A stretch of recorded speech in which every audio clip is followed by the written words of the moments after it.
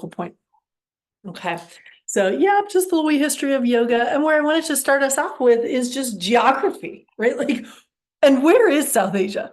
Right. And what are the countries that comprise South Asia when we're saying South Asia? That, oh, yoga's from South Asia, yoga's from the South Asian subcontinent. Like, it's a subcontinent, it's a huge piece of land. But if you look at these different shades of green, we've got the darker shades of green, modern day countries, Pakistan, Afghanistan, Nepal, Bangladesh, and then the whole northeast of India.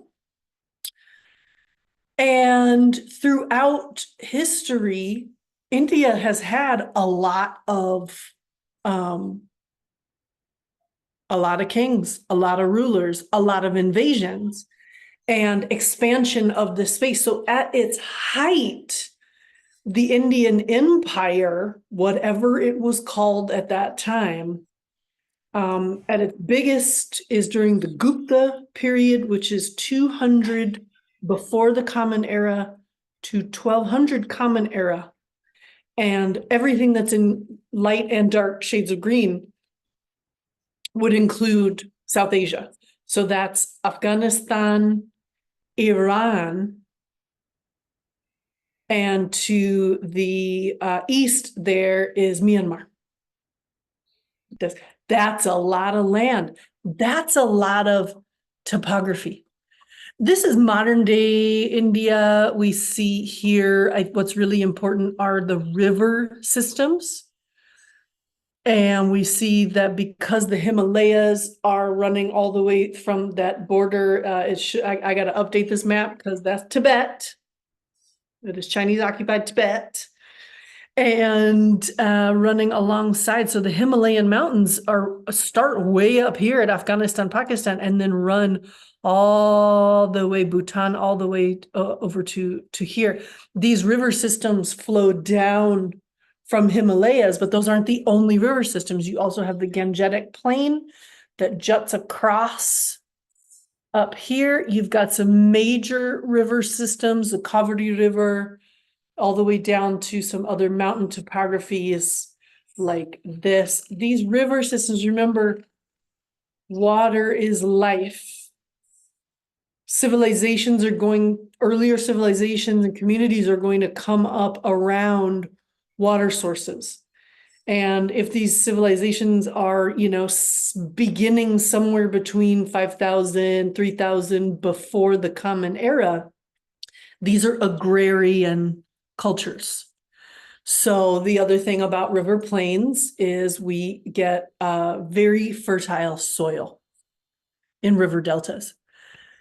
Very important to understand, actually, the different climate classifications of South Asia, because you've got all of them possible, because you can even go all the way up into Himalaya. You can go all the way up into the parts of the Tibetan Plateau.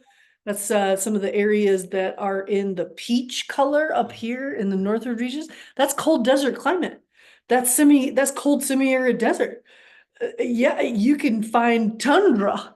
You got every ecosystem possible. So if we're looking, we've got something like very humid, subtropical. But then when we start getting upwards into the mountains, we don't have the climates of Nepal pictured here, but it would be the exact rainbow, but all the way up to the cold desert climate, high altitude desert. When you start heading south, we get a very special monsoon climate, rains, water. You have glaciers in Himalayas, and you have a very unique rain seasonal climate.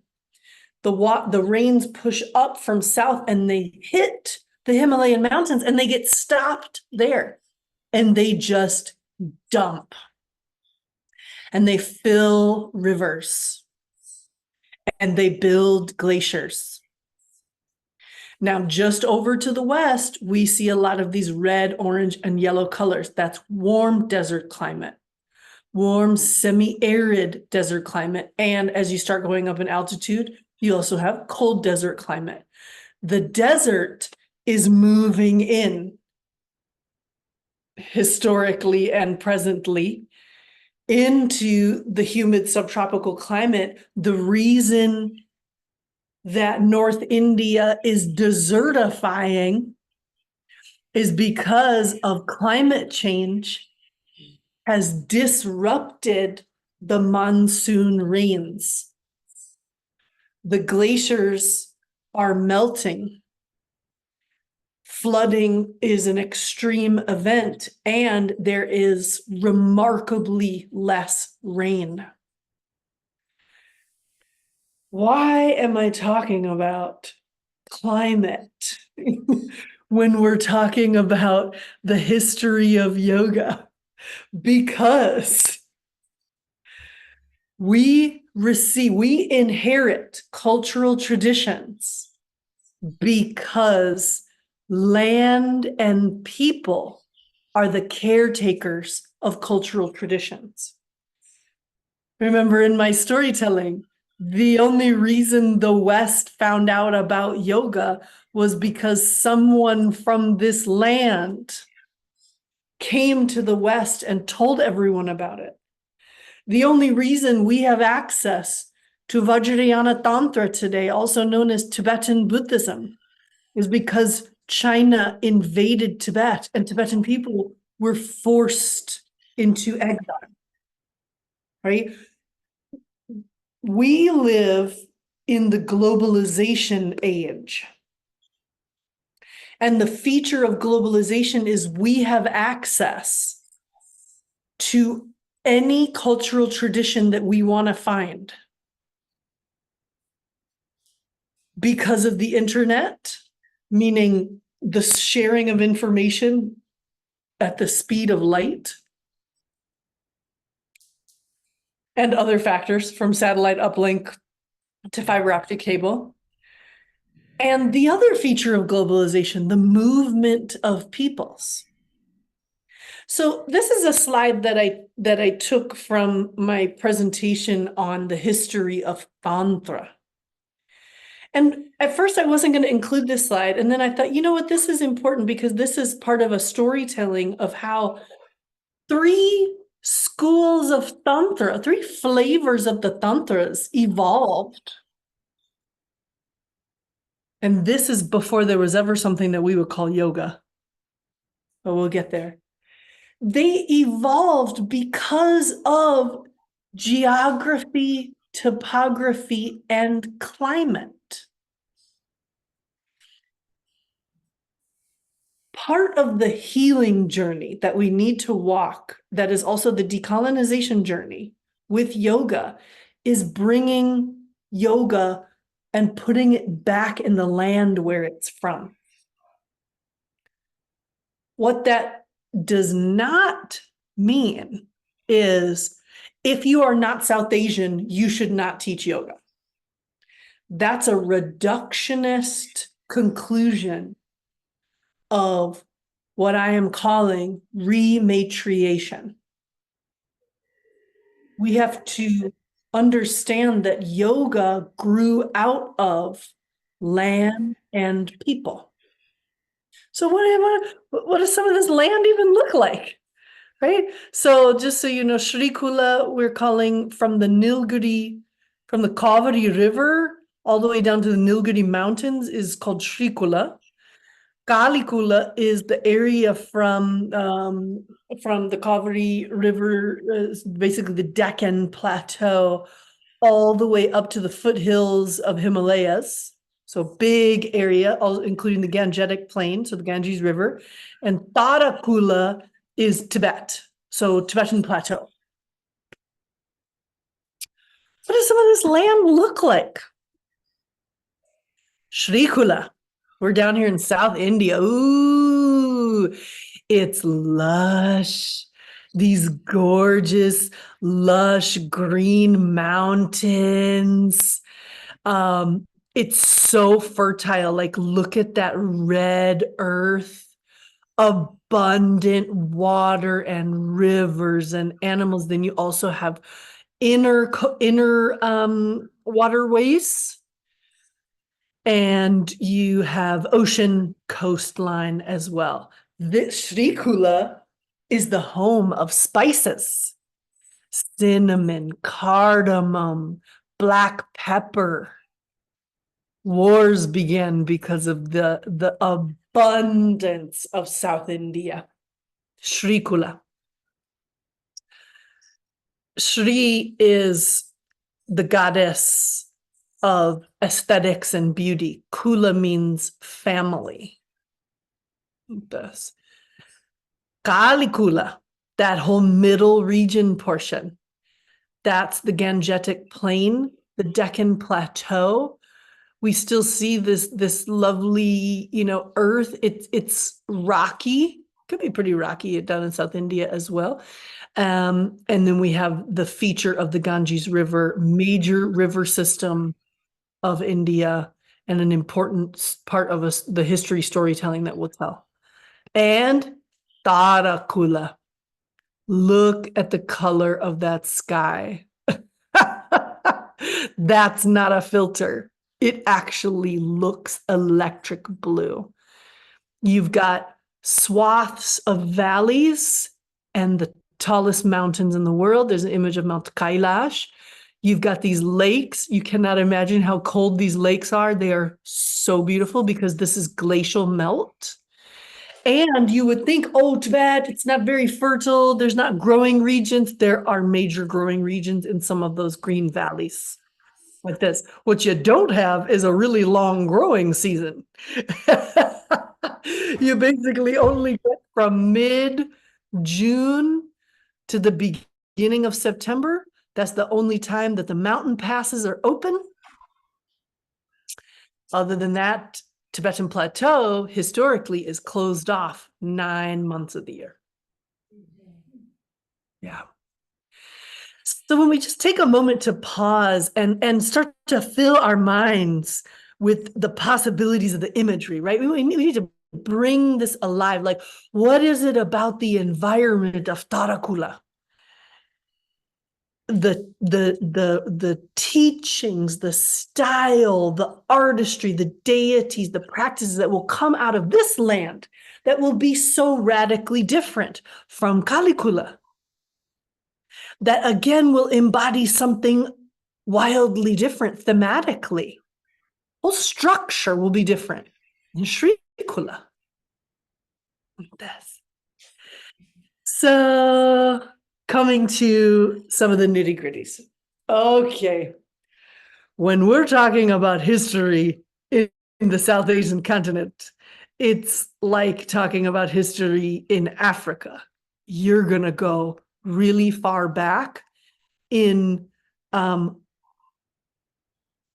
referencing organized communities. We will have a big line drawn in the historical timeline at the point around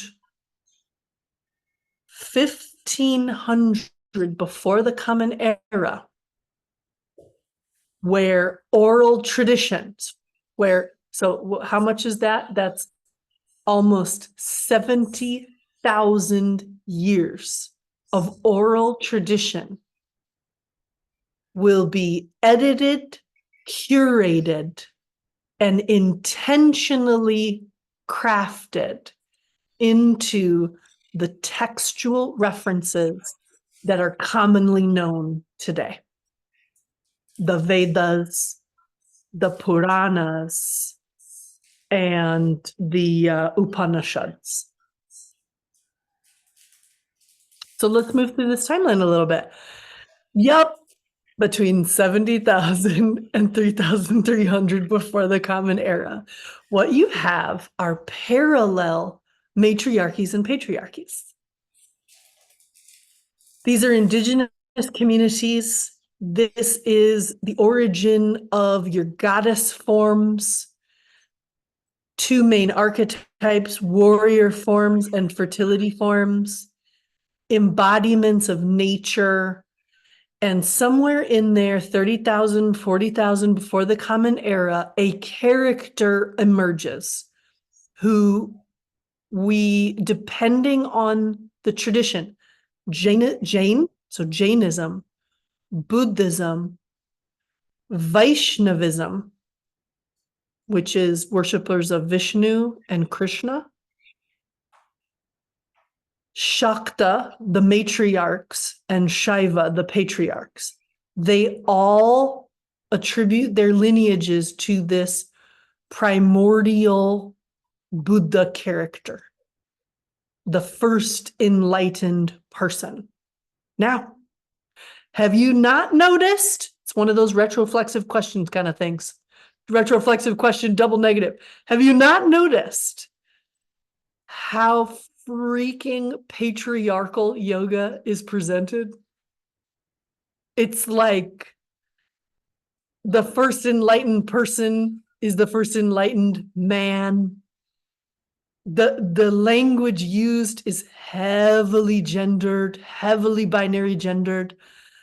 In my own ponderings, meditations, and journeys with the ancestors, including the ancestors of land, I do not see how Adinath, Adi Buddha, primordial, first enlightened character could be aligned with anything binary. I just don't see how it's scientifically possible. Adinath, Adi Buddha has to be non-binary spectrum gender. It just has to be that way. So these are my thoughts. You take it with a grain of salt. Can I prove it? Can anything be proved from 30 to 40,000 BC?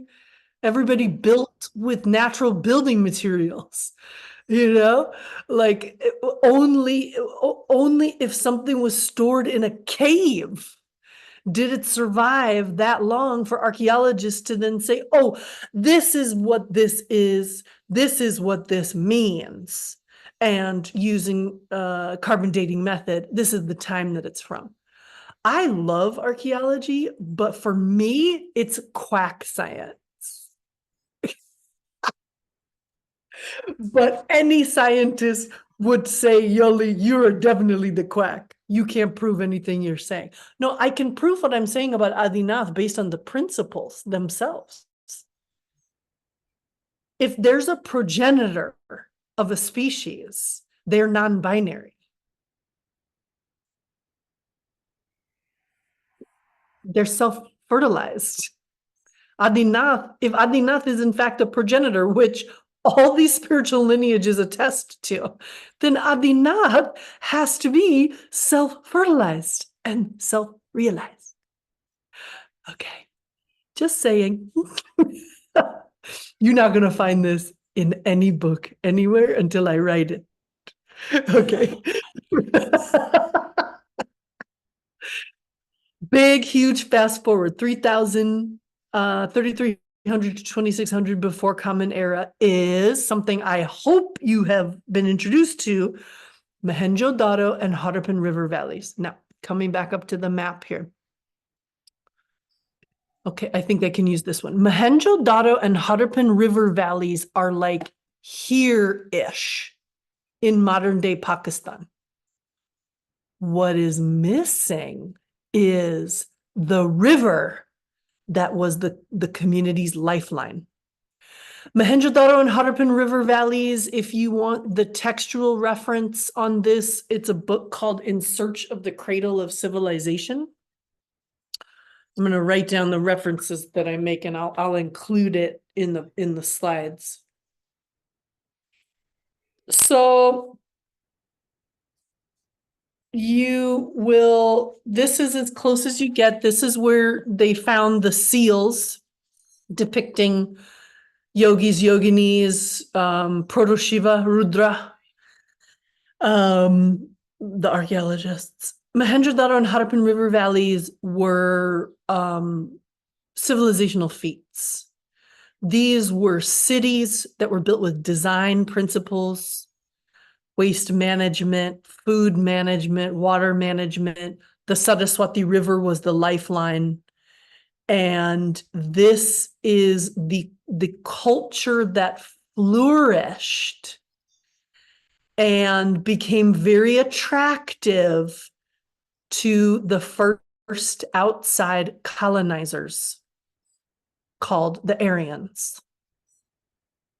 The Aryans are from the Caucasus Mountains. They are original Caucasian people from the Caucasus Mountains. The Aryans were fierce patriarchs. Their belief system was sky god.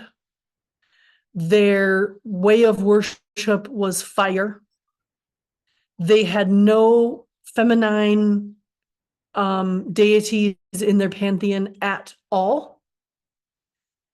What they had that was going to be the game changer, they had a written language. They will move into this flourishing community, and they will take around 3000 BCE. They will take a cool 1,000 years to integrate, to slowly colonize by inserting their own belief systems and taking on the indigenous belief systems of the land. What we get next is a major climactic event, probably a giant earthquake. And that earthquake diverted the flow of the Saraswati River in the Himalayas. And the Saraswati River began to dry up. Over about a 600-year period, the Saraswati River is drying up, and the people are realizing they will have to move. Where do they move to? The next logical place to build a river system-based civilization, the Ganges River Valley. That major climactic event also allowed the complete suffocation of what was flourishing before, which were the parallel matriarchies and patriarchies, and the complete imposition of the belief system of the Aryans. So we are now at 1500 before the Common Era. This is called the early Vedic period.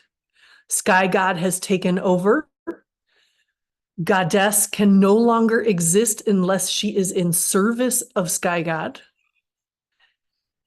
Now we get the most important moment in this historical timeline, y'all, the controlling of the narrative. The early indigenous belief systems will be erased by the crafting of the Vedas, by the power and authority that is given to the Vedas. For Vedas, the last one being one of the most interesting, I think, the Atharva Veda, which will house a bunch of things about healing. So that's where you go to find the roots of Ayurveda. But not yoga. I have not named anything that said yoga yet. Other things in the Atharva Veda will include sorcery, witchcraft, and general practices of Ooga Booga. Yeah. So, but look, healing, indigenous healing arts will be not in with the 3 books that are all about, intelligence, wisdom, knowledge, and power. No. You get one whole book that's like, well, I guess we want to preserve some of this stuff because we should want to keep the healing traditions and the human fascination with the ability to conjure, do witchcraft and sorcery and throw curses seems to be a part of the power system, the ability to control through fear. But we're gonna group it all together, and so any references whatsoever that are connected to medicine and the goddess will also be connected to black magic, sorcery, and witchery. How about that for a plan? The Devi Sukta, the hymn of the goddess, we find in the Rig Veda, that makes it in. And that is the hymn to a very early goddess named Vak, the intelligent power of creation. And we get some relationships with goddess Vak in the archetypes of Saraswati and Matangi. Like this. The middle Vedic period, 1100 to 800, will see the next wave of colonization in the form of the imposition of caste. Just like Darwin's constructs of race and gender, just like imperialism's construct of manifest destiny and missionary justification of missionary work, caste system is a human construct. Its purpose is to divide the community into social classes, except in this case, it is solidified by birth. There is no mobility between caste delineations. 4 main castes: Brahmins, who is the priestly caste who has the most power; Kshatriyas, warrior class, who will be the ruling class, kings and queens. The one I'm forgetting right now, which is your farmer merchant class, it might come to me, and then Shudras, or the lowest of castes, but still in the caste system. Now, what about the absolutely most unseen people of them all, the people who are going to deal with objects of pollution, dead bodies, slaughter of cattle, tanning of leather, the management of waste? Those will be outcasts. They will not even, there'll be a caste that's not in the 4 caste systems, the 4 delineations within the caste system. And those are your outcasts. Who else are outcasts? People who don't subscribe to the caste system, also known as indigenous people. Where is the matriarchy and the patriarchy hanging out, right? The parallel mother and father lines. Where's the goddess flourishing? In indigenous cultures. Yeah. The only reason we have access today to anything that is not of the Vedic system is because indigenous peoples of the South Asian lands were the caretakers of these knowledge traditions.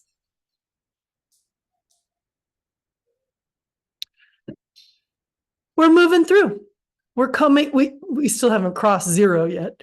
800 to 400 before the Common Era is called the late Vedic period. So the Upanishads are spiritual texts.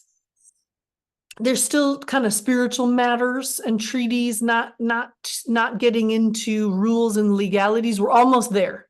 That's the Puranas. So we have the later Upanishads, and now we have the establishment of Jainism, Buddhism. And one of my favorite times is actually the Greek and Persian fusion with the Buddhist, mainly Buddhist, and early tantric systems. And that was in the lands of Afghanistan, Pakistan region. There's a whole type of art called Gandhara. It's one of my favorite art forms of all of the South Asian art forms. Okay, we're finally crossing the next big Rubicon here. 300 before the Common Era to 300 Common Era.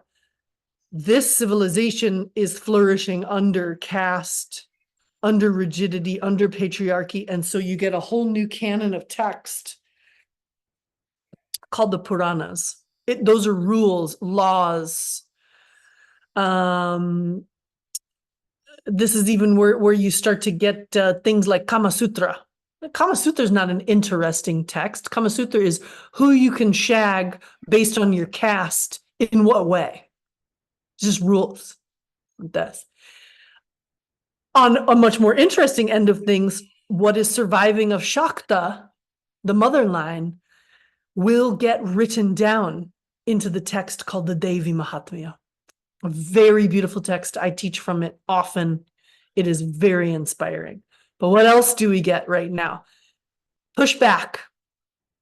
Pushback against caste and Vedic rule. This is the time era where the Bhagavad Gita will come. We're going to get the emergence of newer spiritual schools of thought. One of these is called Samkhya. Samkhya is indigenous tradition written down. Samkhya is as old as Adinath.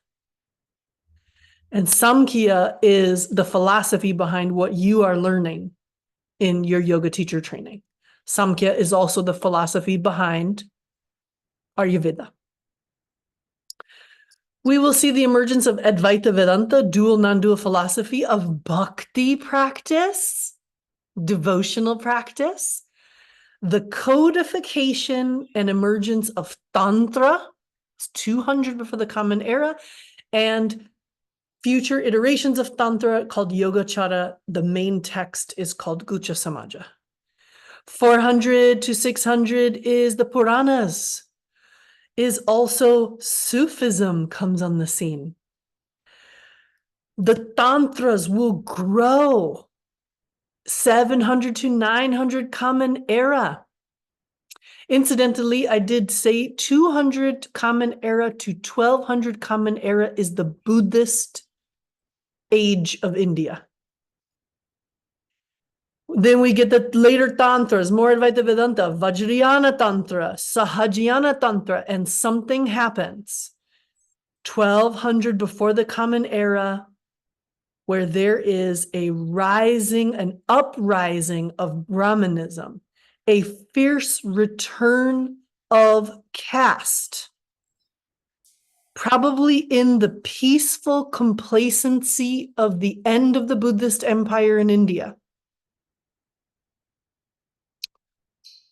This Brahminical uprising,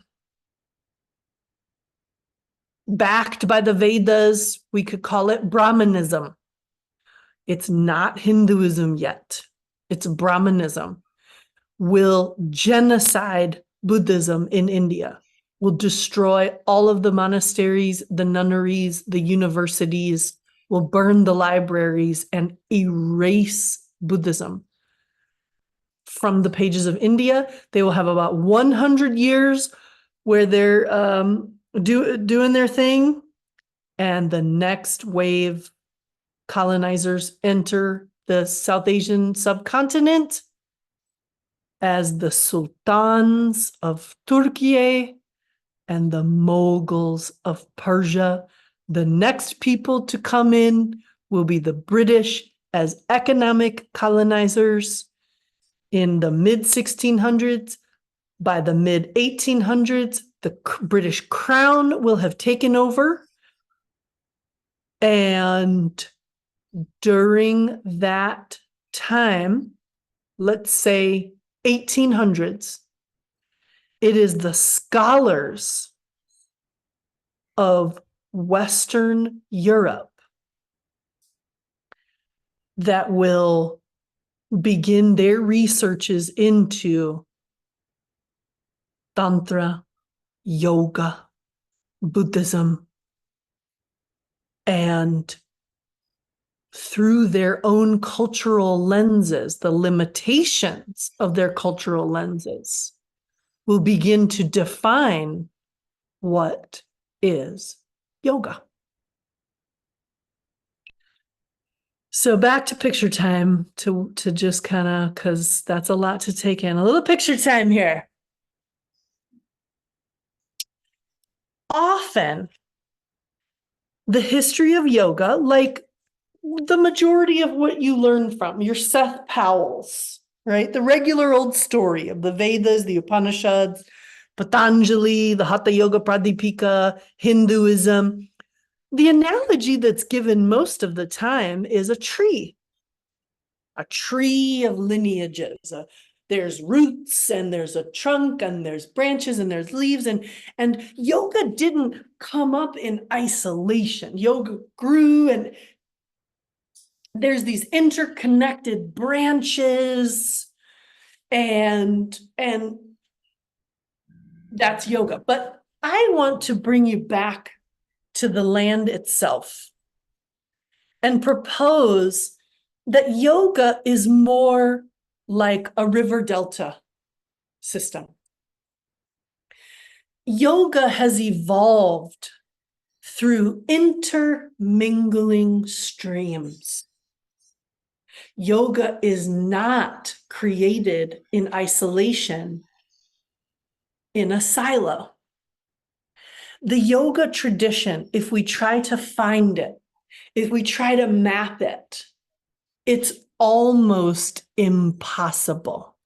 But you will find lots of people, mainly white men, who are the self-appointed authorities in these matters. And they, like every colonizer that has come to South Asia, are simply just crafting a narrative.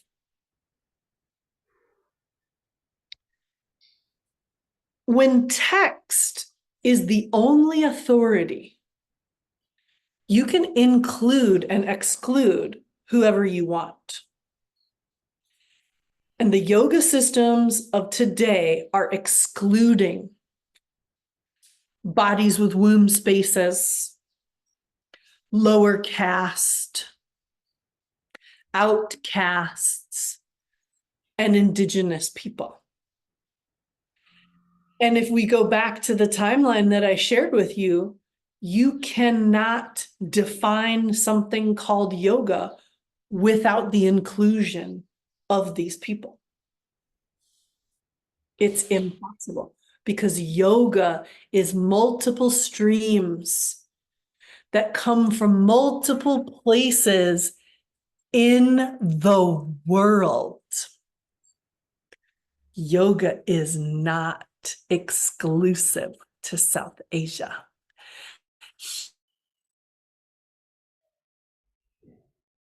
Trading and sharing ideas for a very long time.